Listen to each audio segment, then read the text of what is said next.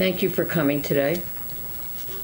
I'm attorney Gloria Allred, and today we are here with women who allege that they were denied their rights in the criminal justice system. They asked me for assistance in speaking out today about the denial of their rights. The women who will speak here today allege that they were victimized by Nathaniel Walters Radimak. Gracia Palmer, Gabriella, Beth Lambrecht, and Vivian Romero were all alleged to be victims of Mr. Radimak, and felony charges were filed against him on their behalf by the Los Angeles County District Attorney. While all were glad that charges were filed, they were very disappointed by their treatment in the criminal justice system. They all allege that the LA County District Attorney's Office failed to inform them of all of their rights as victims under Marsy's Law, which affirms and describes victims' rights in California and which is found in the California Constitution in Article 1, Section 28. Unfortunately, many of these constitutional rights were denied to these victims. In their statements today, they will describe some of the ways that they were not afforded these rights, including not being told in advance that the district attorney was offering a plea deal to the defendant in lieu of trial, and that the deal would mean a potential maximum 5-year sentence where the defendant could be released prior to 5 years. In addition, they were not informed in advance of the court date when the pleas would be entered and the defendant would be sentenced. That meant that they were not afforded the right to give a victim impact statement at the sentencing. Unfortunately, there is no meaningful legal remedy which now exists for them to right those wrongs. In the future, however, they plan to work together to explore how they may change the law to protect and better enforce victims' rights for other victims in the future. I am proud of their courage and their commitment to fighting for justice for victims. And now, Vivian Romero will give her statement. Do you want to change seats with me? And that way you'll be in front of the mics.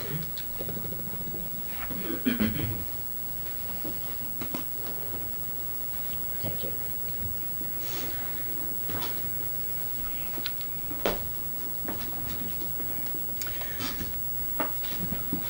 Hello. Let me begin by first saying thank you to Attorney Gloria Allred for your lifelong advocacy and for your support on behalf of all victims everywhere. Thank you for your courage and your commitment in fighting the good fight, as my dad would say, and for arranging this press conference today. We applaud you. Thank you. Thank you to the press who came today, and I want to thank God for an angel named Armin, who came to our rescue and our defense that day. God bless you, Armin, for caring and for protecting two complete strangers, including my 95-year-old mother, who's here today, who was also terrorized by the Tesla road rage driver on that traumatic day of events. Armin, you're an angel. Being the victim in an unprovoked, violent attack is traumatic, especially for my 95-year-old mother that is fighting stage 4 cancer and using a walker, who was with me that day. The emotional distress and psychological damage this caused remains long after the incident is over. These harmful mental injuries are heavy and intense, with triggers that must be grappled with long afterwards, especially now that there's the very real possibility that he can get released sooner than 5 years. This gives me great anxiety. By right, victims are supposed to have an opportunity to make an impact statement and have our voices heard in court before a plea deal's made. But the system failed us. In my opinion, the The 5-year sentence given as punishment was an extremely lenient disposition considering the charges filed by numerous victims who were assaulted, attacked, and terrorized, whose voices were never heard in court. I believe my constitutional rights were violated by the LA County District Attorney's Office. Why wasn't I notified or asked to speak at the sentencing before the plea deal was negotiated? Why wasn't I consulted? I would have liked to have spoken at the sentencing. A victim's rights are essentially worthless unless there's a mechanism to enforce them.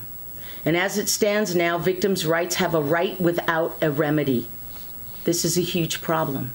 I do not have confidence in the LA County District Attorney properly representing victims' rights, and I have zero confidence in the LA County District Attorney's policies.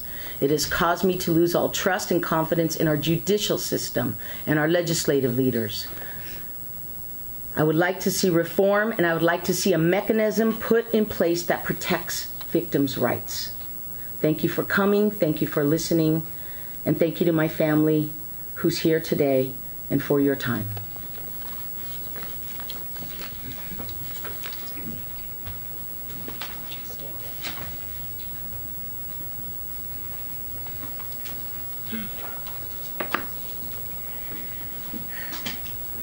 Introduce yourself. Good afternoon. I'm Beth Lamprecht. I'm Beth Lamprecht. Good morning.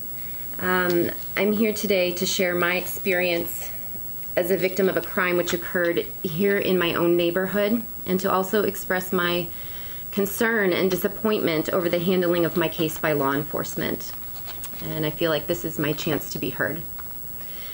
I was driving home after work one evening on San Vicente Boulevard nearing Sunset when a vehicle sped past me, driven by Nathaniel Radimak.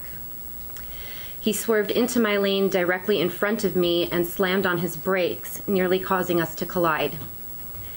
He immediately exited his vehicle with a crowbar in his hand, visibly enraged, ran toward my car, and repeatedly struck my driver's side window with the crowbar. He attempted to open my driver's side door, which thankfully was locked, while yelling verbal threats at me, and I did truly fear for my life in that moment. Mr. Radimak returned to his vehicle but did not move, even though the light was green. He eventually made a right turn very slowly onto Sunset Boulevard, so I made the decision to drive straight ahead through the intersection as fast as I could in order to escape him. But within seconds, he was behind me again, trying to maneuver my car off the road. He managed to get my car up against the curb and then blocked me in with his.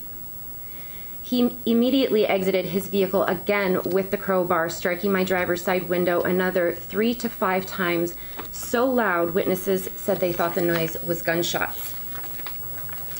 But the glass was tempered and his attempts at breaking it were unsuccessful. Mr. Radimak went back to his vehicle briefly and reached for something inside. I made the decision to flee my car at that point after seeing a man walking his dog up the street who could see the commotion going on. I ran to him pleading for help. He called 911. Mr. Radimak fled the scene, and the West Hollywood Police Department arrived shortly after. I was scared and traumatized. I do want to thank the man who came to my aid that night for calling 911 for me, and to express my gratitude to him for him being there. Officers deemed my car inoperable at the scene, and it was towed for repair. After providing my account to the officers of what happened, I was told that the chance of him being caught was slim, since what happened is not considered a violent crime under the law, and also because he had no plates on his vehicle to help identify him. I expressed my disappointment and said it was my hope to have him found, arrested, and charged for what he had just done to me. One of the officers then told me I should just be thankful that I was not hurt during the incident.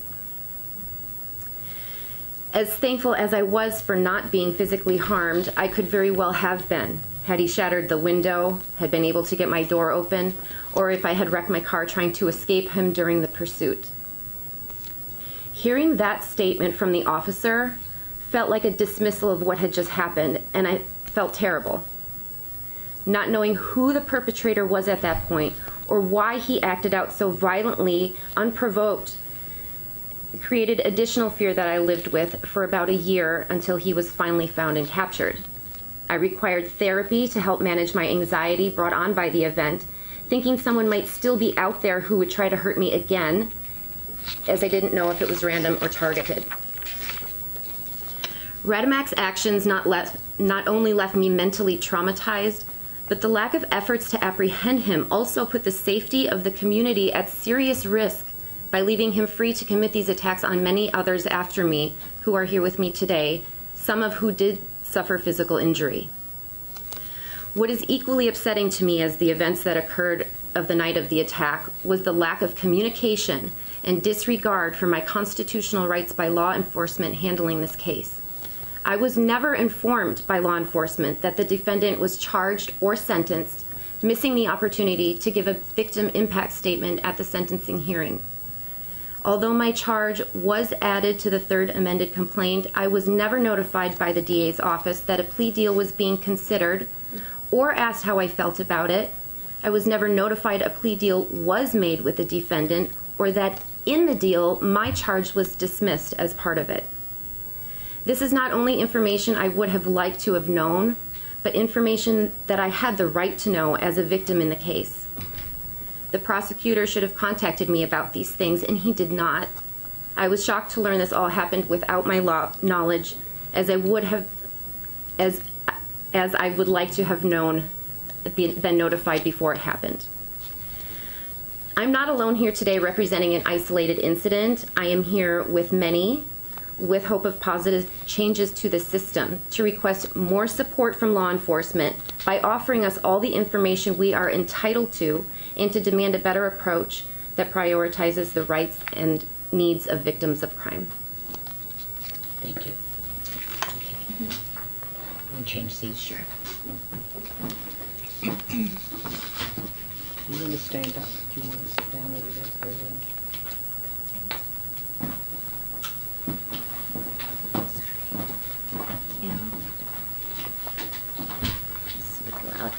Hello everybody, my name is Gabriella, and I stand before you guys today not only as a victim of Nathaniel Radimak, but also as a victim of the California criminal justice system. 1 year ago, I was driving alone, commuting down on the 101 when a man who appeared to be driving recklessly on the highway decided to pull up in front of my car. And he jumped out and he proceeded to hit my car as I tried to escape, but he followed me down the highway. Although I reported this crime against me and Nathaniel was charged with a felony against me, I feel that the office of the District Attorney of Los Angeles has failed me, and that many of my rights as a victim were not afforded to me. For example, 1, the right to be informed. The District Attorney's office never informed or notified me of the status of this case. Number 2, the right to be informed at the sentencing, which was impossible because I was never notified of my rights under Marcy's law. Number 3, the right to be informed of the plea deal offered to the defendant before it was accepted. Marcy's law is intended to empower victims by providing them the right, upon request, to speak out at hearings for the defendant in the criminal process justice system. But I was never afforded any of these rights because I was never informed of those hearings were going to take place. We want justice for the victims, and we want justice for the victims of Los Angeles. And we want the District Attorney's Office of Los Angeles to be held accountable for violating all of these rights. Thank you for your time. Thank you. You want to change seats?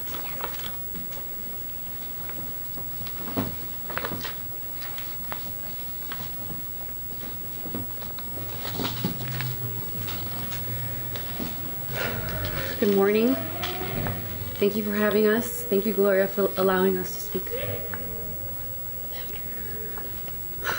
On November 9th, 2023, approximately at 9:30 in the morning, my life took an unexpected turn. I had visited my storage unit, and as I was driving away in my car, I encountered Nathaniel Radimak. When I was simply driving through to exit like I always do, I was in my car minding my own business when I noticed his Tesla on the left side of me. I also noticed a hitch from a boat on my right. I cautiously turned left towards his car to avoid going near the boat. This appeared to make him very upset. He came out of his vehicle with such rage, threatening me, telling me countless times to go outside, and I quote, "I'm going to break your fucking jaw, bitch." He lunged towards me while my car window was open. He then continued to threaten me and make racist remarks. I was completely in shock, but somehow managed to speak to him to try to make the situation better and was able to exit. I ran straight into the storage unit's facility's office, scared he might follow me home. They assured me I was safe and that they will be revoking his rental of the unit. I immediately wanted to make a police report, so I left only to see Radimak following me.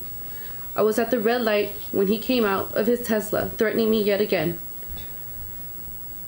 So I go back to the unit, terrified to go anywhere else. I called my partner, who was at the unit, to meet me at the office. I made a police report that same day.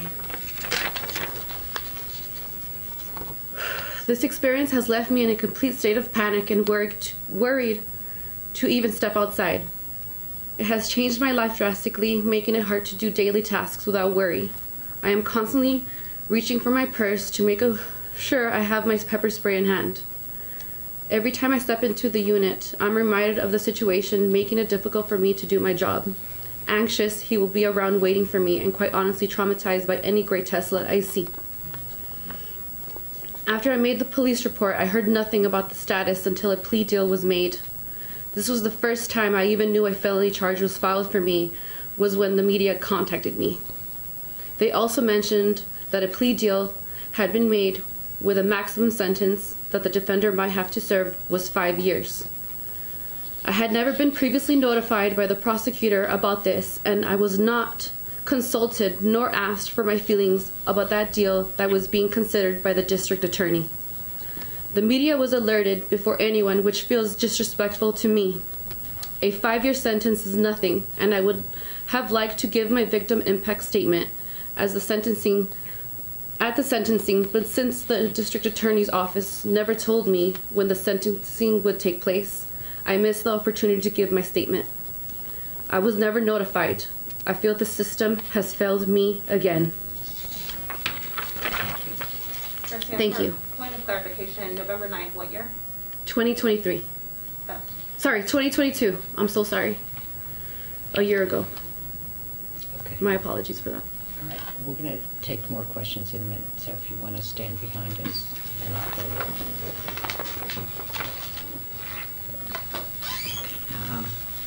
All right. We're going to take questions in just a moment for anyone whom you'd like to ask, but I just want to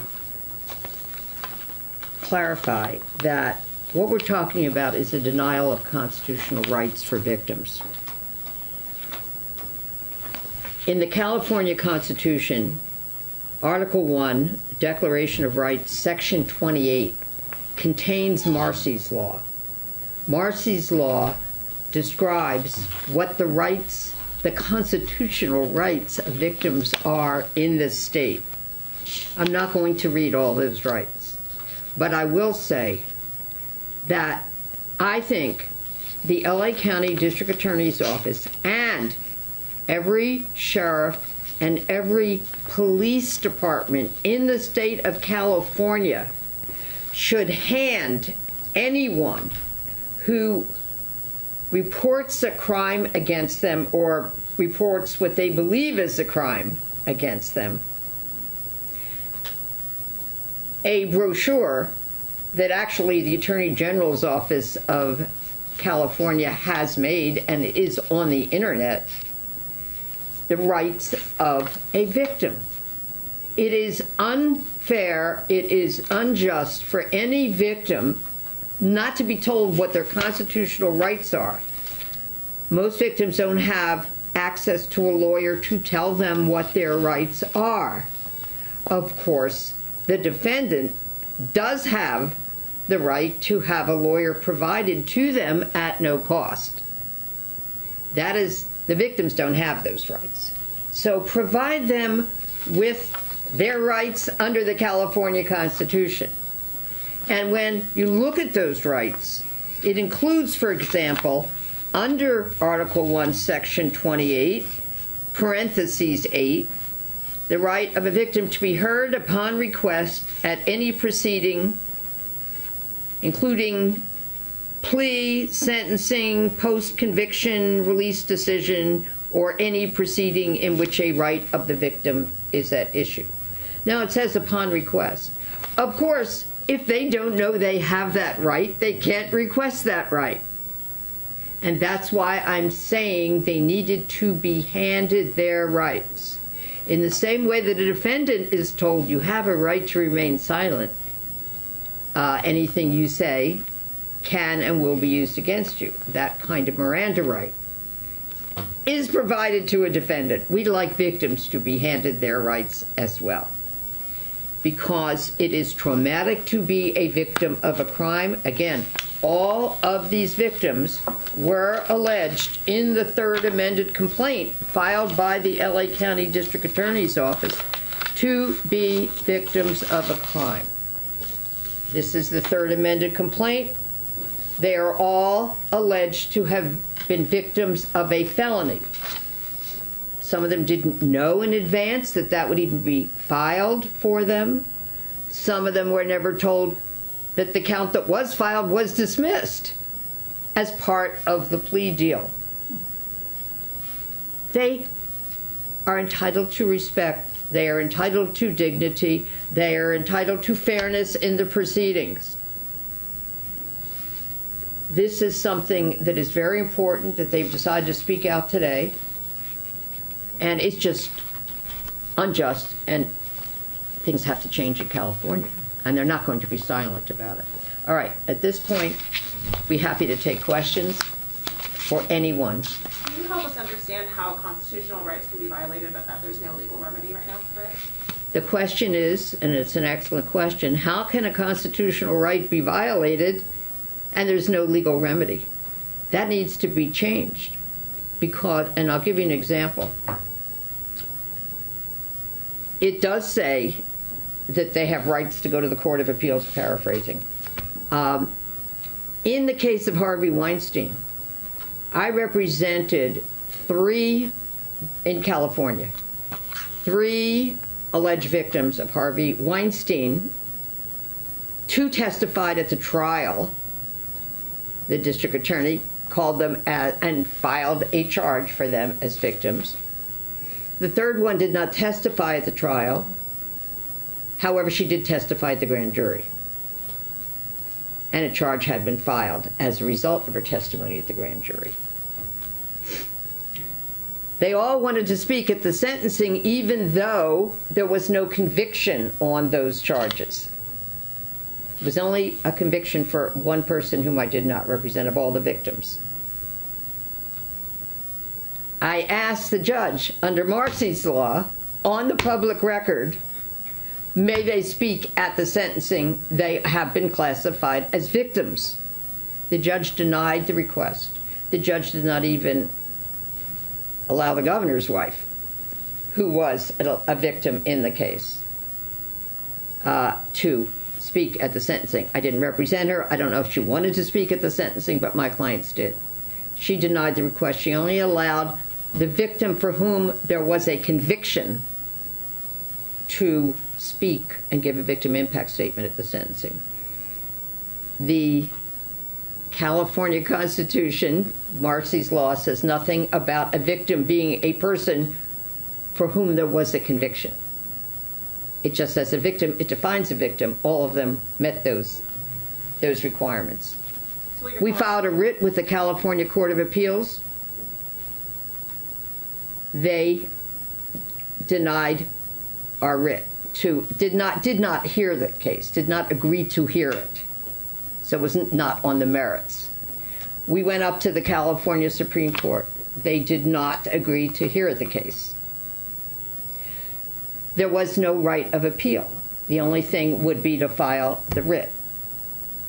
So essentially, there's no ability to enforce the denial of what we would allege is a victim's right. So no enforcement mechanism here. It's a right without a real, meaningful legal remedy, and that needs to be changed by the legislature. because we're not interested in just words, an appearance of fairness, an appearance of rights.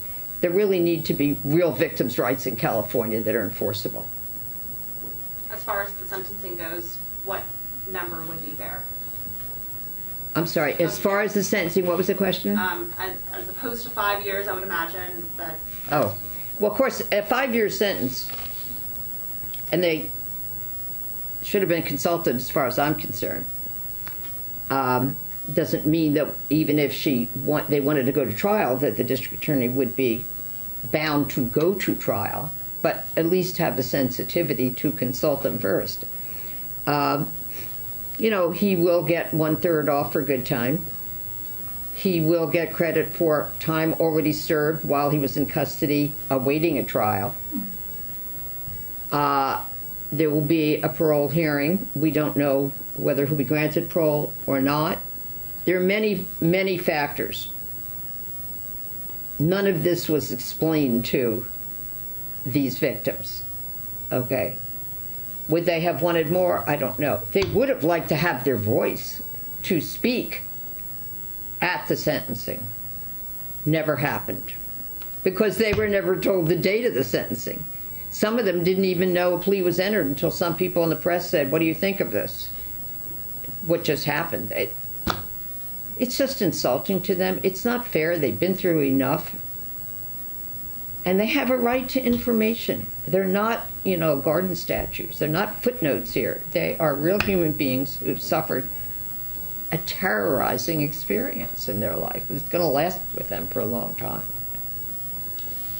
Any other questions?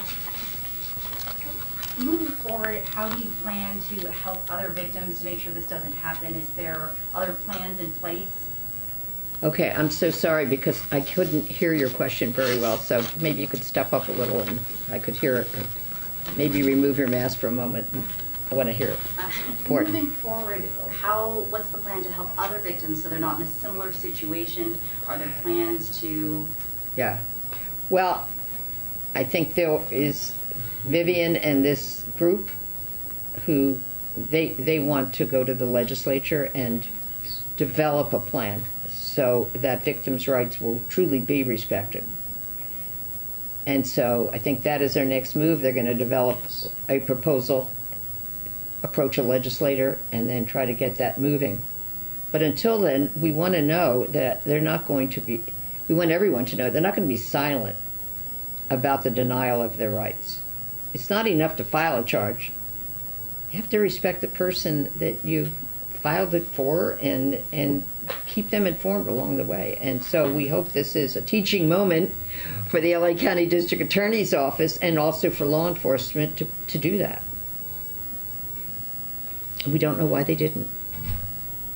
We know that 17 counts were filed against Mr. Radimak, charges, all right? And many were dismissed. So I think approximately 10, but that's not the point. There was a deal worked out. They didn't know anything about it before it happened. Thank you.